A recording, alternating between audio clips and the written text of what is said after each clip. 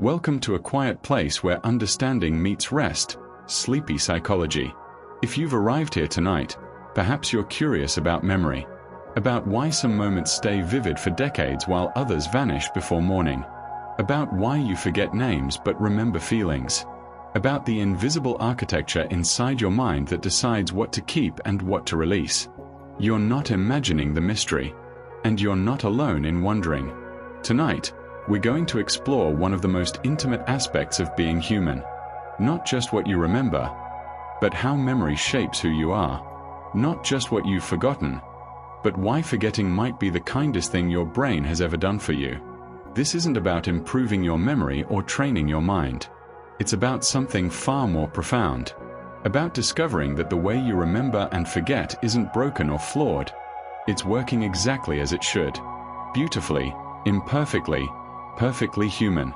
We'll journey through the landscape of memory together. We'll discover why walking through doorways makes you forget, why emotional moments stay vivid while facts fade, and why sleep does more for your memory than any technique ever could.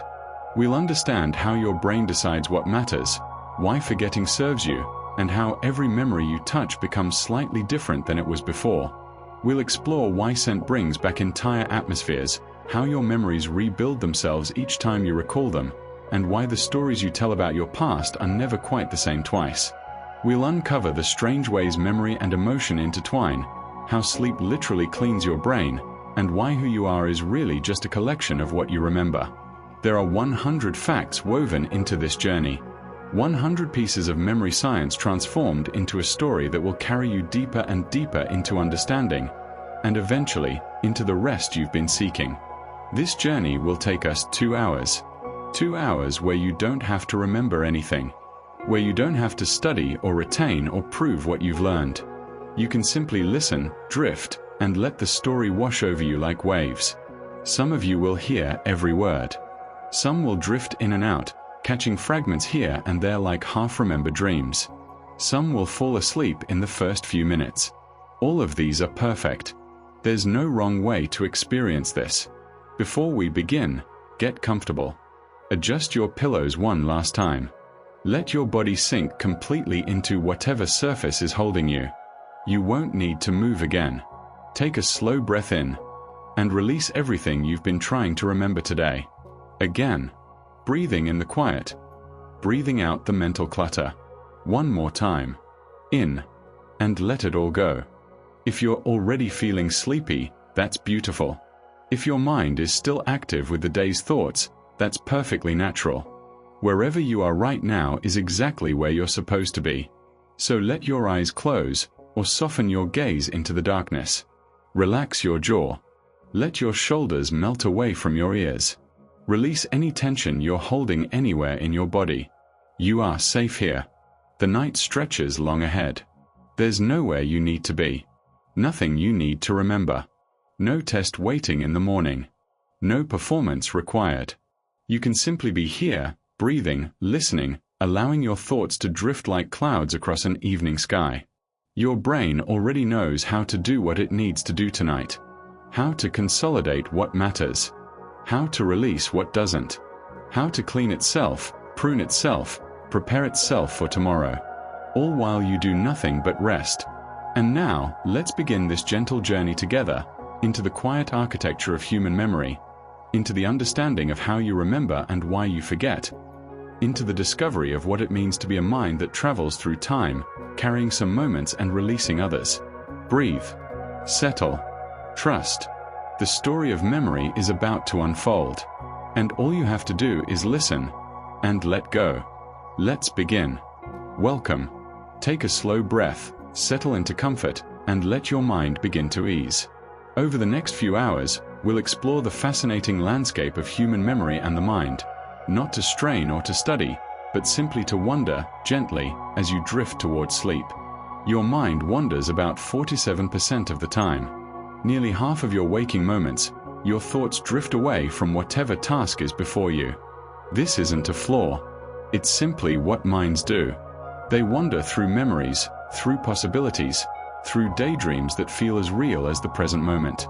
Even now, as you listen, your mind might float elsewhere, and that's perfectly natural.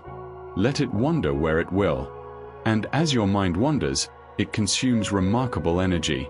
Your brain, though only about 2% of your body's weight, uses 20% of all the energy your body produces. Even at rest, even as you prepare for sleep, your brain hums with quiet activity, processing, consolidating, organizing the day's experiences into memory. All this work happens without any effort from you. You can simply let it be. The speed at which your brain works is almost impossible to comprehend. When you see an image, a face, a sunset, a single photograph, your brain processes it in just 13 milliseconds. Faster than a blink. Faster than thought itself, or so it seems. This processing happens beneath awareness, in the deep machinery of perception, preparing what you see before you even know you're seeing it. Even your inner voice, that quiet narrator of your thoughts, engages your body in subtle ways. When you think in words, when you hear that silent speech inside your mind, the muscles you use for speaking activate ever so slightly. Your throat, your tongue, the delicate structures of speech, all of them echo your thoughts in movements too small to see but real enough to measure. Your thoughts have weight in the physical world, even when they make no sound. Your brain, for all its power, cannot truly multitask. What feels like doing two things at once is actually rapid switching, your attention flickering back and forth, giving each task a fraction of focus. This is why, as you prepare for sleep, it helps to release the day's demands one by one. Let each task fall away. You need only be here now, listening, breathing, allowing your attention to rest on these words or drift beyond them. Your working memory, that mental workspace where you hold information temporarily, can manage only about 4 items at once. For numbers, for words, for ideas held in mind before they begin to slip away. This limited capacity is why remembering phone numbers or grocery lists feels so effortful. But tonight, you need remember nothing. There's no list to hold, no information to retain. Everything can pass through without sticking. There's something called the phonological loop, the way you rehearse sounds and words silently in your mind. This loop lasts about 2 seconds before it fades unless you refresh it. 2 seconds of mental echo, then silence.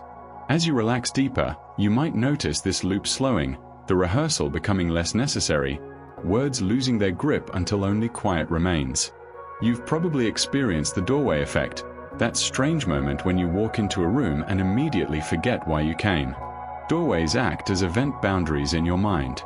They signal transitions, and your brain uses these transitions to clear working memory, making space for whatever comes next. Tonight, think of sleep as a doorway you're approaching slowly. As you pass through, everything you needed to remember today can simply dissolve. Deep in your mind, you have an internal mental number line. When you think of small numbers, your attention naturally shifts left. Large numbers pull your gaze rightward. This spatial arrangement of quantity happens automatically, beneath conscious thought, evidence that even abstract ideas like numbers have a geography in your mind, a landscape where meaning lives. The cocktail party effect reveals how your brain is always listening, even when you're not paying attention. In a crowded room full of overlapping conversations, you can focus on one voice, yet your name spoken across the room will instantly catch your attention. Some part of your mind monitors everything, filtering for what matters. As you drift towards sleep, that monitoring continues, but the urgency fades. The world's noise becomes distant, unimportant. Your brain has what we might call an executive attention gatekeeper, a system that decides what enters your awareness and what stays outside. This gatekeeper manages distraction, helps you focus when needed, and during sleep, changes its priorities entirely. Soon, it will close the gates to waking concerns and open them to dreams instead. Handwriting activates more brain regions than typing.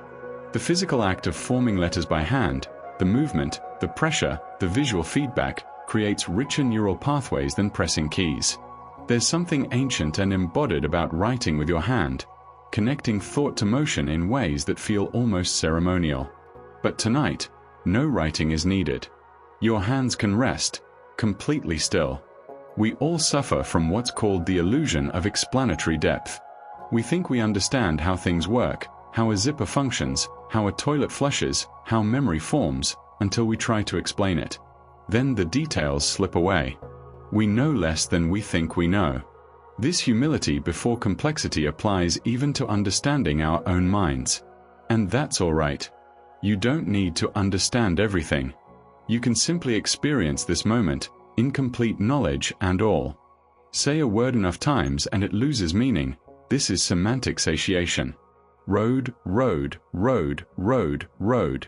Suddenly it's just sound, disconnected from pavement and travel. The neural circuits that give the word meaning grow temporarily fatigued from repetition. Meaning itself can fade into pure sensation. As you listen to these words, some may already feel like this, less like concepts, more like rhythms carrying you gently forward. Mental rotation abilities vary widely from person to person. Some minds can effortlessly spin three-dimensional objects in imagination, viewing them from all angles. Others find this nearly impossible. Neither is better. Minds simply differ in their strengths, their preferences, their particular genius. Your mind, with all its unique patterns and capacities, is exactly as it should be. The facts settle around you now like fallen leaves. Your wandering mind, your energy-hungry brain, your quick perceptions and inner speech, your inability to multitask, your limited working memory, your 2-second phonological loop, the doorway effect, the mental number line, the cocktail party filter, the executive gatekeeper, the richness of handwriting, the illusion of deep understanding. Semantic satiation. Mental rotation. 15 quiet facts about the architecture of thought. Let them rest there. You need not remember them. They're simply companions for this moment, gentle reminders of the mysterious instrument that is your mind, the very mind now preparing for rest, for dreams, for the deep restoration that sleep provides. Breathe slowly. The next segment awaits, but there's no rush. Time moves differently here, in this space between waking and sleeping. Let yourself sink a little deeper into comfort. Everything is unfolding exactly as it should. And so we continue, drifting deeper into the nature of memory itself. How it forms, how it changes, how it makes you who you are. No effort required. Just gentle attention, or no attention at all. Either way is fine. When you remember something, a childhood birthday, yesterday's conversation, the face of someone you love, you might imagine you're replaying a recording, watching the past unfold again exactly as it happened. But you're not. Memories are rebuilt, not replayed. Each time you recall a memory, your brain reconstructs it from scattered pieces, pulling together fragments of sensation, emotion, context, and meaning. The memory you retrieve today is slightly different from the one you retrieved last month. Each remembering is a new creation, built fresh in the present moment. And where do these memories live? Not in individual neurons, as we once thought, but in connections. Memory lives in connections, not neurons. The strength of the bond between brain cells, the pattern of which neurons fire together, this is where experience becomes memory. A single memory might involve millions of connections across vast networks of cells. To remember is to reactivate a pattern, to light up a constellation of relationships that formed when the memory was first made. Your brain has a literal delete button. It's called synaptic pruning, and it happens continuously, quietly, especially during sleep. The connections that don't get used, the pathways that carry forgotten phone numbers, irrelevant details, outdated information, these gradually weaken and disappear. Your brain trims away the unnecessary, making room for what matters. This deletion isn't failure. It's essential maintenance, like a garden carefully pruned so the important plants can thrive.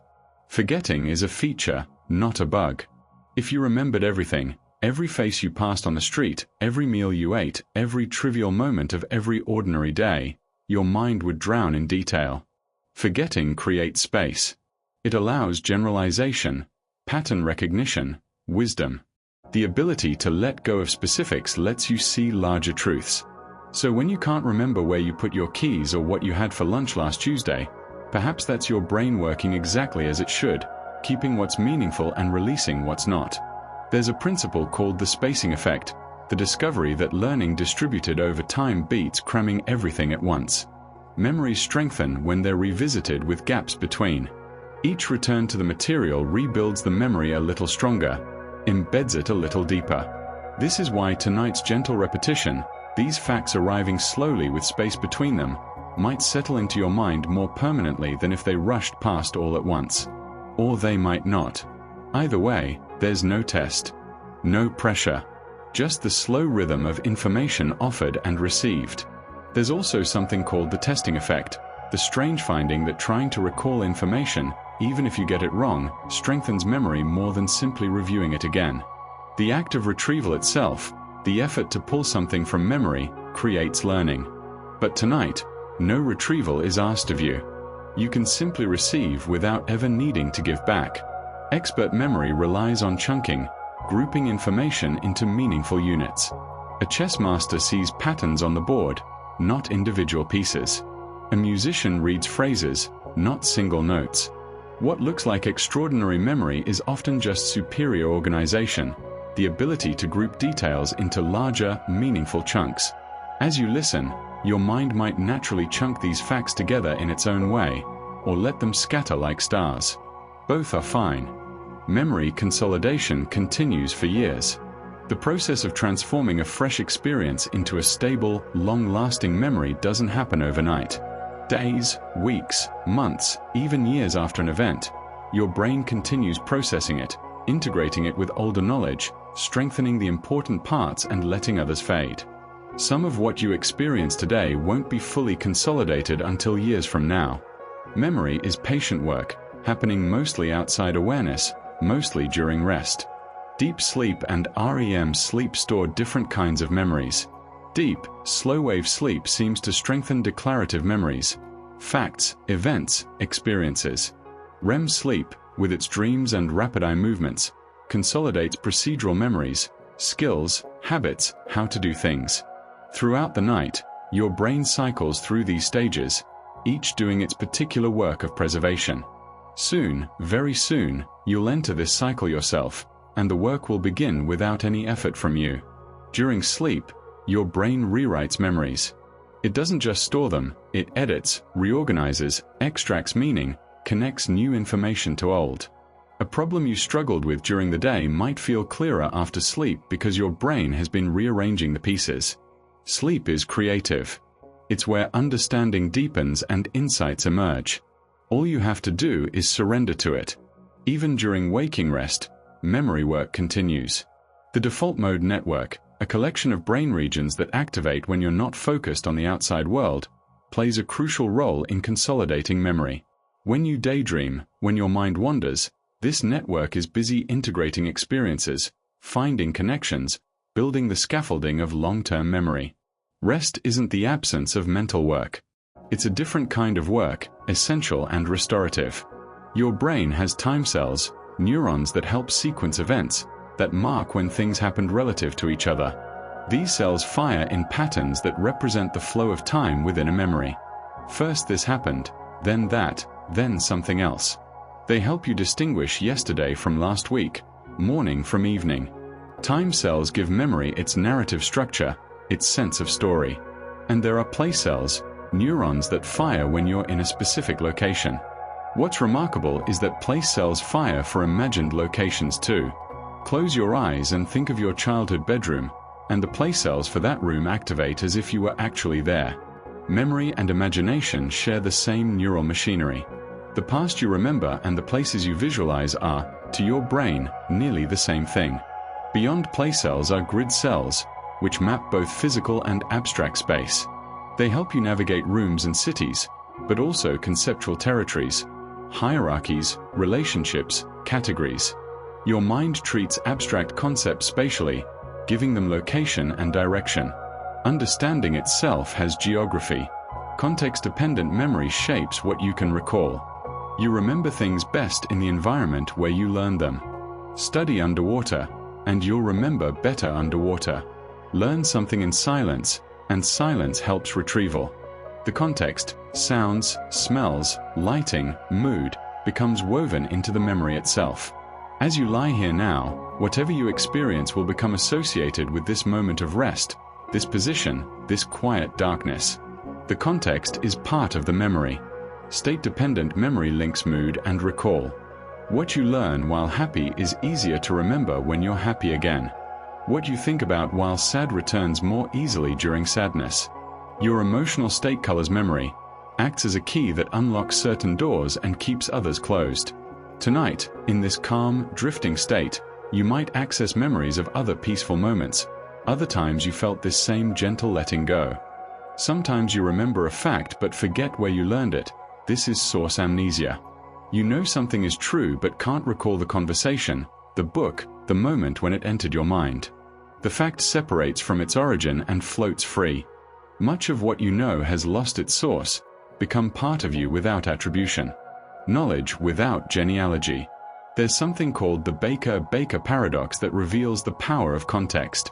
If someone tells you his name is Baker, you might forget it. But if they say he's a baker, you'll likely remember. The word is the same, but the second version activates associations. Ovens, bread, flour, aprons, a whole network that anchors the information. Meaning and connection make memory stick. Isolated facts slip away. Levels of processing determine memory strength. Information processed shallowly, the font a word is printed in, whether it's capitalized, fades quickly. Information processed deeply, what the word means, how it relates to your life, what emotions it evokes, becomes more memorable. The deeper the processing, the stronger the trace. But tonight, no deep processing is required. These facts can wash over you at whatever level feels effortless. Shallow is fine. You're here to rest, not to encode.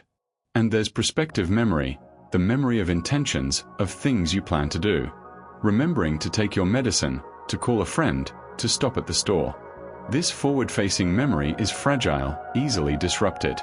But for now, you have no intentions that need remembering. The future can wait. There's nothing you need to do, nowhere you need to be except exactly here, exactly now.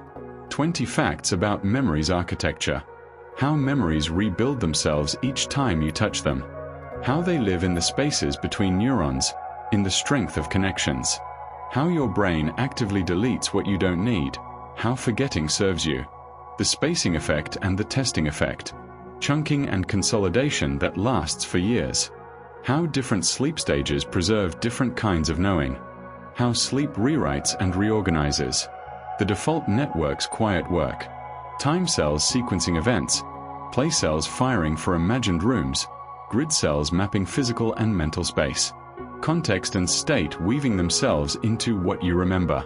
Source amnesia and the Baker paradox. Levels of processing. Prospective memories forward gaze. Let these ideas settle like sediment in still water.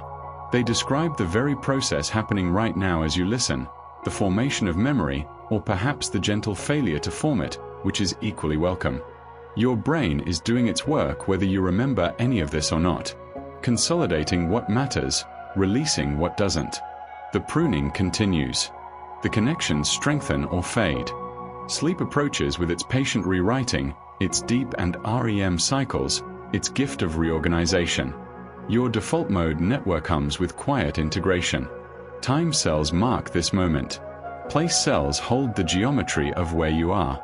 Grid cells map the space, both physical and conceptual. You are exactly where you need to be. Your memory is working exactly as it should. Some of tonight's words will stay with you. Others will vanish by morning. Both outcomes are perfectly fine. Memory serves you by remembering and by forgetting, by holding on and letting go. Breathe. Settle deeper. More facts await in the next segment, but they'll arrive gently when you're ready. For now, just this. Just breath. Just the slow drift towards sleep, supported by the knowledge that your brain knows what to do, that memory takes care of itself, that you need do nothing at all. Rest.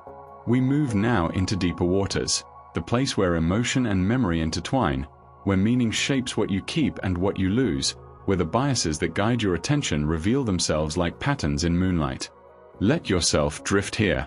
There's no urgency, only gentle observation of how your mind prioritizes, distorts, and preserves. Emotional memories are prioritized. Your brain doesn't treat all experiences equally. A moment tinged with joy, fear, love, or sadness gets special attention. The wedding, the accident, the first kiss, the last goodbye, These cut deeper grooves than 1,000 ordinary afternoons. Emotion signals importance to the brain. It says, "This matters, remember this." And so you do, sometimes for a lifetime, while countless neutral moments vanish without trace. But here's something curious.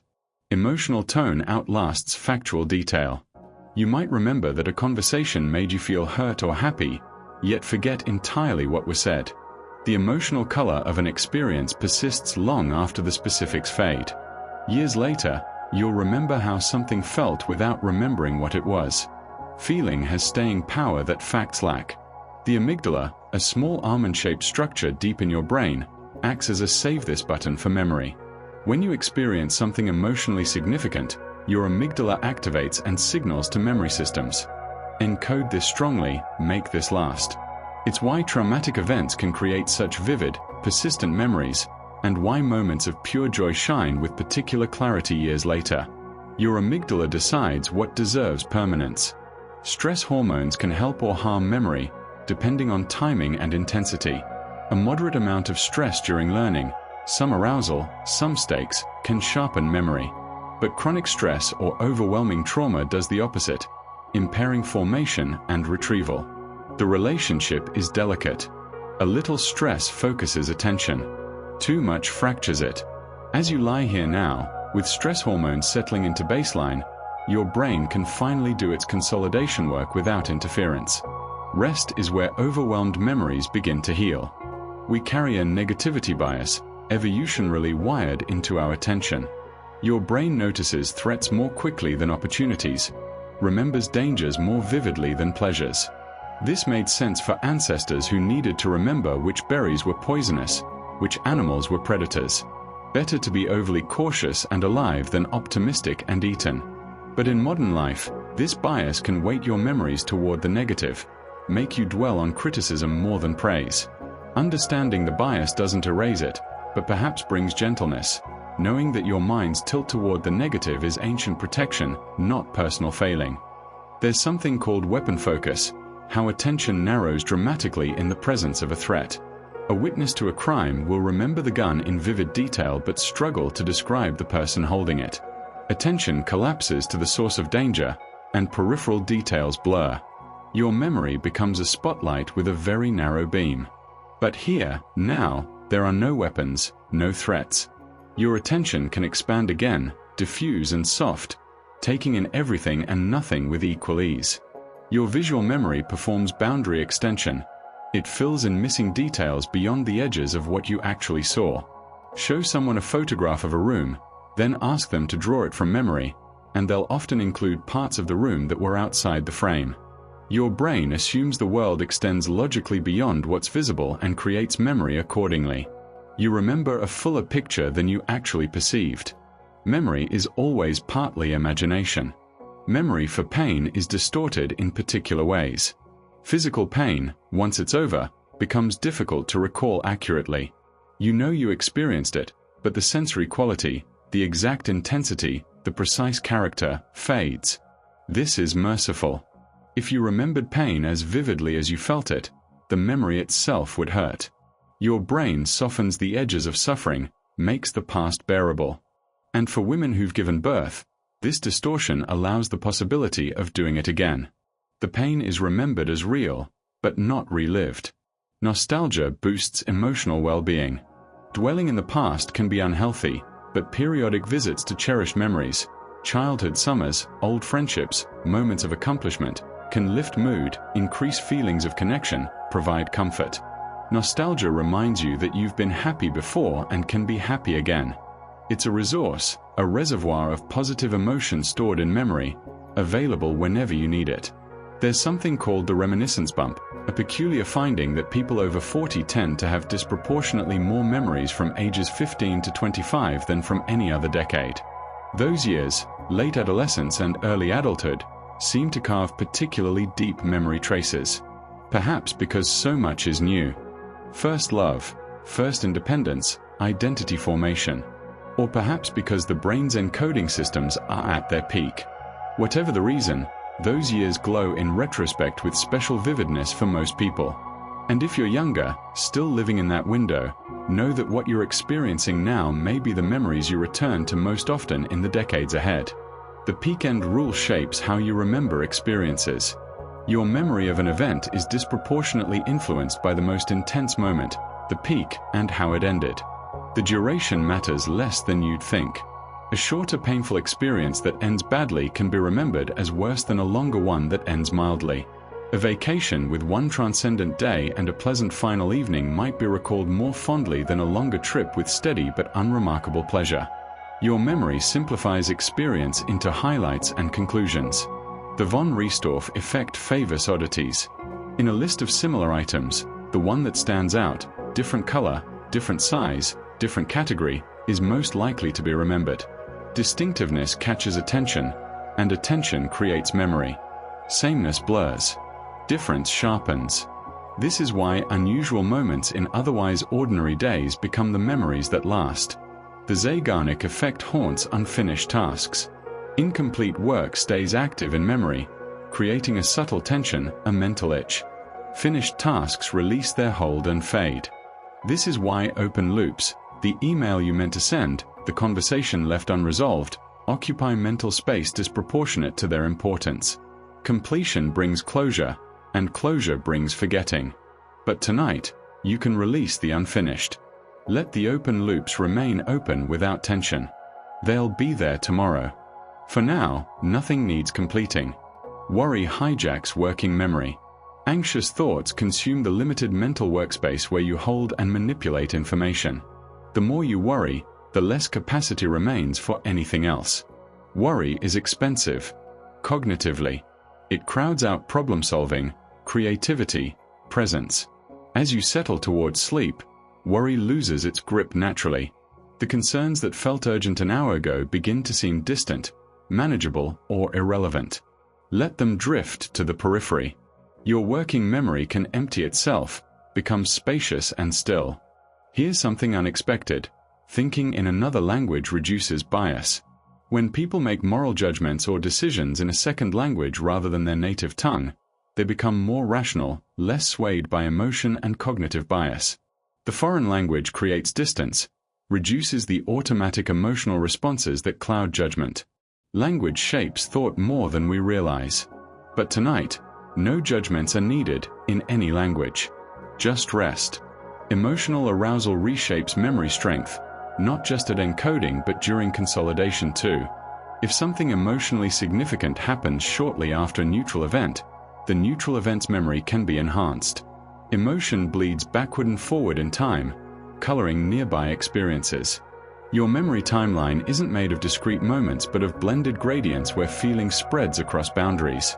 The self-reference effect doubles recall. Information related to yourself is remembered about twice as well as the same information related to others. Tell someone a fact about themselves, and it sticks. Tell them the same fact about a stranger, and it vanishes. The self is a powerful anchor for memory. Everything connects more firmly when you're at the center. But this also means that other people's experiences, other perspectives, are harder to hold on to. We're each trapped, to some degree, in the gravity well of our own narrative. Survival-relevant memories dominate. Information that relates to finding food, avoiding danger, forming alliances, reproducing, these ancestral priorities still shape modern memory. You'll remember the location of good restaurants better than random addresses. You'll remember social slights more vividly than neutral interactions. Your memory system is still optimized for a world your ancestors inhabited, not the one you live in now.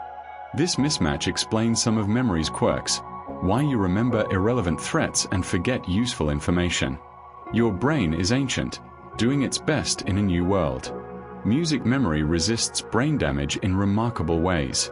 People with severe amnesia who can't remember their own children may still play piano beautifully, sing songs from decades past with every word intact. Music memory uses different neural pathways, more distributed and resilient. Melody and rhythm bypass some of the fragile systems that verbal memory depends on. Music reaches deeper, stays longer. Even when much is lost, songs remain. Scent is the strongest memory trigger. A particular smell, fresh-cut grass, a specific perfume, the scent of rain on pavement, can transport you instantly to a moment years past with startling vividness and emotion. Olfactory information travels to memory and emotion centers more directly than other senses. Smell bypasses the usual processing steps and goes straight to the ancient parts of the brain. This is why scent memories feel so immediate, so involuntary, so powerful. They arrive unbidden and complete, carrying entire atmospheres with them. Your brain contains mirror neurons, cells that fire both when you perform an action and when you watch someone else perform it. These neurons support empathy, imitation, understanding. They let you feel, in some small way, what others feel. They're part of how you connect, how you learn by observation, how you recognize yourself in others. As you rest now, your mirror neurons rest too, no longer matching and modeling. You can simply be yourself, separate, still. Episodic memory enables mental time travel. Unlike semantic memory, which stores facts without context, episodic memory preserves specific experiences. Where you were, what you saw, how it felt. You can revisit a particular afternoon, a specific conversation, a single meal. You can travel backward through your own timeline, experiencing the past again from the inside. This ability is profound. Not all creatures have it. It makes you who you are, a being who exists not just in the present but across time. And remarkably, episodic future thinking mirrors remembering. When you imagine something that hasn't happened yet, a trip you're planning, a conversation you anticipate, you use the same neural systems as episodic memory. Imagining the future is essentially remembering in reverse, constructing possible experiences from the same building blocks memory uses.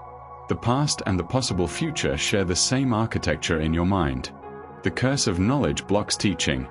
Once you understand something deeply, it becomes almost impossible to remember what it was like not to know it. Experts struggle to teach beginners because they can't recreate their own earlier ignorance. The knowledge feels so obvious, so natural. But it wasn't always. There was a time before you knew, and that time is now inaccessible, lost to the curse of expertise. This is why patience with yourself and others matters. We're all experts in some domains, beginners in others, and neither can fully understand the other's position. Memory conformity alters shared recall. When people discuss an event together, their memories begin to converge. What one person confidently remembers, others start to remember too, even if they didn't originally. The social act of remembering together changes individual memories. You incorporate others' versions into your own. Memory becomes collaborative, negotiated, socially constructed. What you think you remember might partly be what you heard someone else remember. The boundaries between your memory and others blur in conversation. 25 facts about emotion, meaning, and the biases that guide remembering. How emotion prioritizes and preserves. How feeling outlasts fact. The amygdala's save button. Stress hormones double edge. Negativity bias and weapon focus. Boundary extension and distorted pain. Nostalgia's comfort and the reminiscence bumps glow. The peak-end rule, the von Riestorff effect, the Zeigarnik effect's haunting. Worries hijacking and foreign languages clarity. Emotional arousal spread, the self-reference effects pull. Survival priorities and music's resilience. Sense power. Mirror neurons and episodic time travel. Future thinking as reverse memory. The curse of knowledge and memory conformity's social blending. These aren't just abstractions. They're descriptions of what's happening inside you right now. Your amygdala quiet. Stress hormones settling. Working memory emptying. Negativity bias temporarily suspended in this safe, restful state. Emotion coloring the day's experiences even as factual details begin to fade. Your episodic memory recording this moment, the sound of these words, the position of your body, the quality of darkness or light around you. Later, maybe weeks from now, something might trigger this memory. Perhaps you'll catch the scent that's in the air right now, and for a moment you'll be back here, drifting towards sleep, listening to facts about the mind that holds all your memories. But you don't need to remember. That's not why we're here. These words are just companions for the journey into sleep, gentle markers along a path that needs no memorization. Your brain will keep what it needs and release what it doesn't. Trust that process. It's been working your entire life without your conscious guidance, and it continues now. The next segment waits, but there's no hurry. Time is soft here. Elastic. You might already be half dreaming, memory and imagination beginning to blend the way they do at the border of sleep. Facts becoming stories, becoming sensations, becoming nothing at all. Just breath. Just this. The slow dissolve of thought into rest. Everything is as it should be. And now, we arrive at the final passage, the sleeping brain, the legacy of memory, and the quiet wonder of what it means to be a mind that remembers and forgets across a lifetime. Let these last facts settle over you like a blanket, soft and complete. Sleep cleans the brain. During waking hours, your brain accumulates metabolic waste, proteins, cellular debris, the byproducts of constant neural activity. At night, as you sleep, a remarkable cleansing system activates. Cerebrospinal fluid flows through the brain, washing away the day's waste, clearing space for tomorrow. Sleep is literally purifying. Right now, as you drift closer to that threshold, your brain is preparing for this nightly maintenance, this essential housekeeping that keeps your mind clear. Microglia, the brain's immune cells, prune memories during sleep. They identify weak or unnecessary synaptic connections and carefully eliminate them, sculpting your neural networks the way a gardener shapes a tree. This pruning happens while you're unconscious, beyond any choice or control. Your brain decides what to keep and what to cut away, refining the architecture of memory while you dream. REM sleep strengthens skills. The memories of how to do things, play an instrument, type, ride a bicycle, perform surgery. These consolidate during the dream-rich stages of sleep when your eyes move rapidly beneath closed lids. During REM, your brain rehearses movements, patterns, sequences, making them more automatic, more fluent. Skills that felt clumsy during practice become smooth overnight. Sleep is where competence deepens. And here's something strange. The brain rehearses skills backward. During sleep, neural patterns of learned sequences often play in reverse, ending to beginning, like a film rewinding. Scientists aren't entirely sure why, but this backward rehearsal seems to strengthen memory, to test the pattern from both directions, ensuring it's truly learned. Your sleeping brain experiments with time, running experience in directions you never consciously lived. For most of your life, you were told that you're born with all the brain cells you'll ever have, that neurons don't regenerate. But neurogenesis continues in adulthood.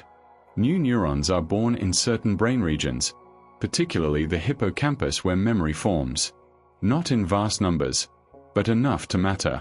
Even now, your brain has the capacity to grow new cells, to renew itself in small but significant ways. You are not fixed. You are still becoming. Exercise enhances this memory growth. Physical movement, walking, running, swimming, dancing, triggers chemical cascades that promote neurogenesis, strengthen synapses, improve memory formation. The body and mind aren't separate. What you do with your muscles affects what happens in your neurons. Moving your body literally reshapes your brain, helps it remember, helps it grow. But for now, stillness serves you. Rest is also regenerative. Bilingual brains age more slowly. People who speak multiple languages show delayed cognitive decline, more resilient memory systems in old age. The constant juggling between languages, the inhibition of one while using another, seems to strengthen executive function and create cognitive reserve.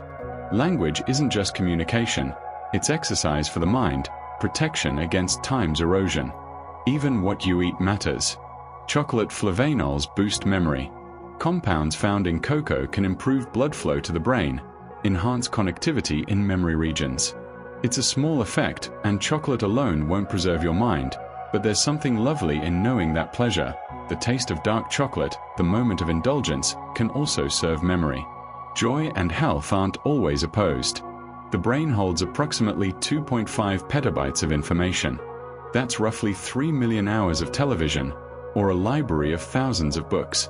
The storage capacity of your mind is almost incomprehensible. And yet it feels so limited, so fallible. You forget where you put your keys, forget names, forget conversations. But the capacity is vast. What feels like forgetting is usually a retrieval problem, not a storage one. The information is in there somewhere, just difficult to access. Your mind is a library larger than you'll ever fully explore. Memory palaces, the ancient technique of visualizing a familiar location and placing memories within it, actually reshape the hippocampus. People who train extensively in this method develop measurably different brain structure. Memory techniques aren't just mental tricks, they change the physical brain. Your mind is plastic, sculptable through practice and attention. London taxi drivers, who must memorize tens of thousands of streets to earn their license, grow enlarged memory regions in their brains. The hippocampus expands with use. Years of navigation, of holding the city's geography in mind, leaves a physical trace. Experience literally changes brain structure. Who you are shapes what your brain becomes. Memories can be edited during reconsolidation. Each time you recall a memory, it becomes temporarily unstable, malleable, before it's stored again. During that window, the memory can be changed. New information can be incorporated. Emotions can be dampened or intensified. This is both opportunity and danger. Therapies for trauma use reconsolidation to soften painful memories. But it also means every act of remembering is an act of subtle revision. You are constantly rewriting your past without realizing it. Trauma can alter gene expression through epigenetic mechanisms. Severe stress doesn't change your DNA sequence, but it can change which genes are turned on or off, how they're read. These changes can persist, can even be passed to offspring. Trauma leaves marks not just in memory but in biology. What you experience echoes at the molecular level. But the opposite is also true. Healing experiences, safety, connection, these too can alter gene expression, can begin to undo what trauma inscribed. Change is always possible, even at the deepest levels. Memory may echo across generations. Some research suggests that certain experiences, particularly traumatic ones, can influence the biology of descendants, creating sensitivities or resilience that wasn't directly learned. The science is young and contested, but it hints at something profound, that memory might not be entirely individual, that we carry traces of what our ancestors endured. You are not just yourself. You are the culmination of countless lives, countless memories, stretching back through time. Inner maps guide navigation and thought. The same systems that help you move through physical space, the place cells, grid cells, boundary cells, also structure how you move through conceptual space, social hierarchies, abstract ideas. Your mind navigates memory and meaning the way you navigate rooms and cities. Understanding is spatial. Thought has geography. You are always, in some sense, moving through mental landscapes, even when your body is perfectly still, like now. Memory defines identity continuity. You are the same person you were 10 years ago not because your cells are the same. Most have been replaced, not because your beliefs are unchanged, they've evolved, but because you remember being that person. Memory creates the thread that connects past selves to present, that gives you a continuous identity across time. Without memory, there is no self, no story, no sense of being a particular person with a particular history. You are, in large part, what you remember. Memory allows reflection and imagination. You can think about your own thoughts, consider your past decisions, plan for the future, imagine alternative realities. This metacognitive ability, thinking about thinking, depends on memory. You couldn't reflect without remembering. You couldn't imagine without recombining stored experiences. Consciousness itself, the inner experience of being you, is built on memory's foundation. Memory connects past, present, and future. It's the bridge that lets you learn from experience, that gives actions consequences, that makes growth possible. Without memory, every moment would be isolated, disconnected from what came before or what might come after. You'd be trapped in an eternal present with no context, no meaning. Memory gives life narrative structure, turns existence into a story that unfolds across time. Memory shapes who we are. Not just what we know, but how we love, what we fear, what we value, who we trust. Every preference, every habit, every relationship is built on memory's foundation. You are the sum of what you've experienced and how you've encoded it. Your personality is a pattern of memories. Your character is shaped by what you remember and what you've chosen to become in response. And finally, forgetting lets us rest. We return to where we began, to forgetting as mercy, as necessity. If you carried every moment with equal weight, if nothing ever faded, the burden would be unbearable. Forgetting is release. It's the gift of letting go, of moving forward without dragging everything behind you. It's permission to be new again, to encounter the world with freshness instead of weariness. Forgetting makes room for sleep, for peace, for the quiet empty space where restoration happens. 20 facts about the sleeping brain and the legacy of memory. Sleep's cleansing, microglia's pruning, REM's skill strengthening, backward rehearsal. Neurogenesis continuing, exercise enhancing, bilingualism protecting, chocolate helping. The brain's vast capacity. Memory palaces reshaping the hippocampus, taxi drivers expanded regions. Reconsolidation's editing window, trauma's epigenetic marks, memory echoing across generations. Inner maps structuring thought. Memory defining identity, enabling reflection, connecting time. Memory shaping who we are. And forgetting, blessed forgetting, letting us rest. 100 facts across this long, gentle journey. From the wandering mind to the sleeping brain. From how memory forms to how it fades. From emotion's influence to forgetting's grace. All of it describing this mysterious, magnificent instrument you carry, the human mind, your mind, doing its quiet work whether you're aware of it or not. Right now, your brain is preparing for sleep. The glymphatic system is getting ready to wash away today's debris. Microglia are preparing their careful pruning. Your neurons are settling into the slower rhythms that allow consolidation. REM and deep sleep stages await, each with its particular gift to offer. Your hippocampus will continue growing, reshaping, making room for tomorrow's experiences. Your memories will reconsolidate, editing themselves in ways you'll never consciously know. And you can simply let it all happen. You don't need to supervise any of this. Your brain knows what to do. It's been doing this every night of your life, this miraculous maintenance, this transformation of experience into memory, this release of what no longer serves. You've listened to 100 facts about memory and mind. You won't remember all of them. You don't need to. They were never meant to be memorized, only to accompany you on this journey towards sleep, to fill the quiet with gentle wonder, to remind you of the remarkable nature of your own consciousness.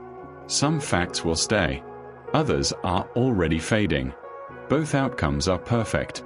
Your brain is making those decisions right now, what to keep, what to release, and its wisdom is greater than any conscious intention. So let go. Let the facts dissolve. Let the day dissolve.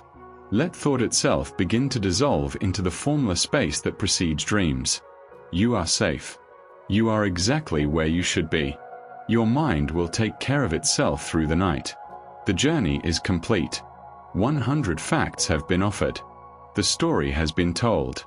Now there's nothing left to do but surrender to sleep, to trust the processes that have carried you this far, to rest in the knowledge that your brain is still working, cleaning, pruning, strengthening, preparing you for tomorrow, while you do absolutely nothing at all. Sleep well. Your memory will keep what matters.